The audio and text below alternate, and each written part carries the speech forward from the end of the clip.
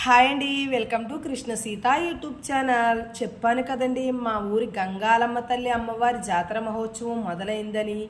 ఈరోజైతే అమ్మవారికి బోనాలు అయితే ఎత్తుకున్నారండి. బోనాలతో పాటు ఇలా వేషధారణలు కూడా వేశారండి.